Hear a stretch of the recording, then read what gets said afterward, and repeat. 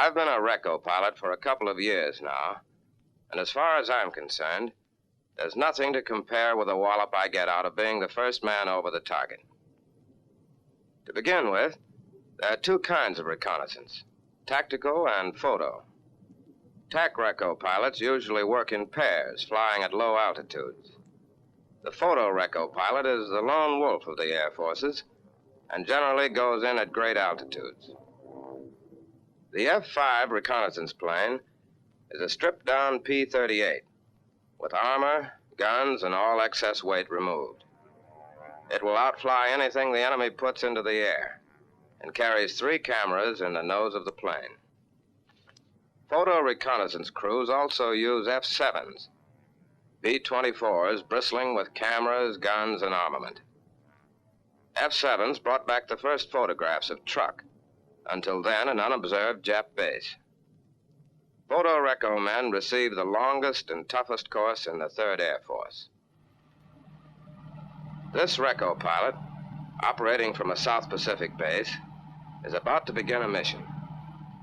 All he has to do is navigate successfully to the enemy target, observe and photograph, and return safely. Sounds simple enough, doesn't it? I did it for months before coming back here, and have a bit of advice to give you men. Get the idea out of your head that any flying over enemy territory is simple. It's tough, complicated, and exacting, and no 2 missions are ever alike.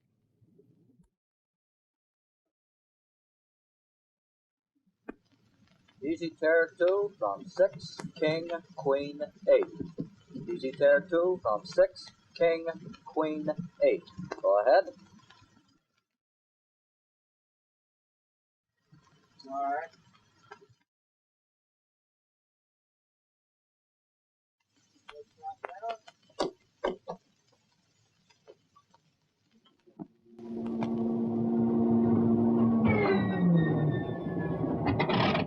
What you learn in the 3rd about navigation, military strategy and tactics, photography, and the hours spent in air training are all of equal importance.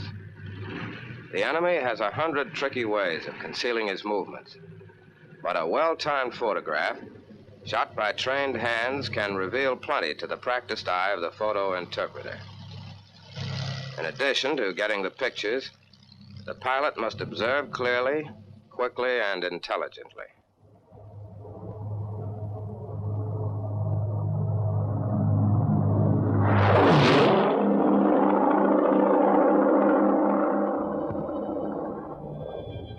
The mission is Rabaul, on the northeastern tip of New Britain. At one time, the strongest Japanese naval and air base in the Southwest Pacific.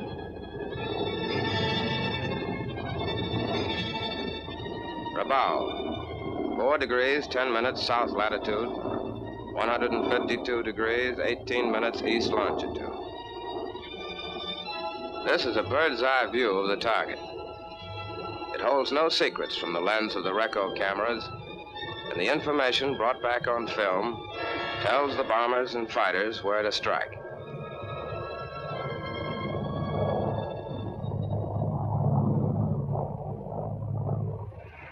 The reco pilot gets back to his base all right if he's learned his job thoroughly.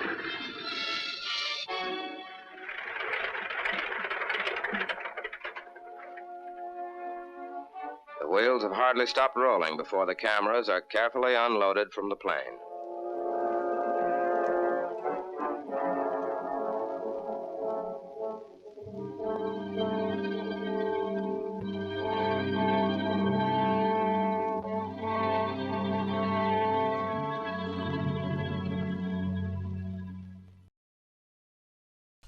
The film is rushed to the laboratories immediately for processing.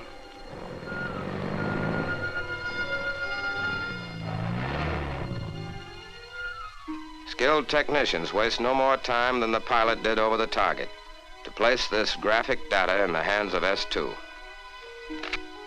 Meanwhile, the pilot heads for intelligence to be interrogated. Future tactics and strategy depend greatly upon the information and photographs that reco men bring back. These first-hand reports are correlated and compared with information already available, and the photographs are carefully studied. The net results of good reconnaissance pictures clearly spot enemy movement, new targets, and judge the effectiveness of recent strikes. Armed with these photographs and a clear report based on the visual observations of the Reco pilots, tomorrow's missions, next week's missions, and next month's missions may be planned. The final result of reconnaissance is always the payoff.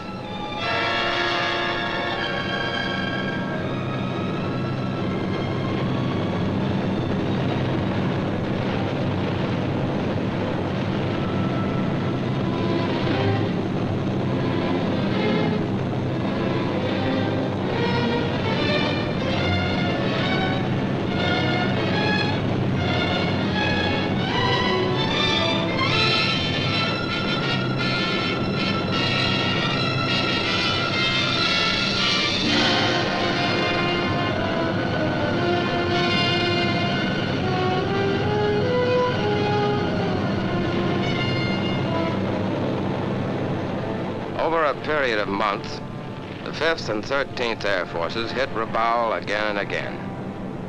Shipping was cut from 250,000 tons a year to less than 25% of that amount as of June 1944.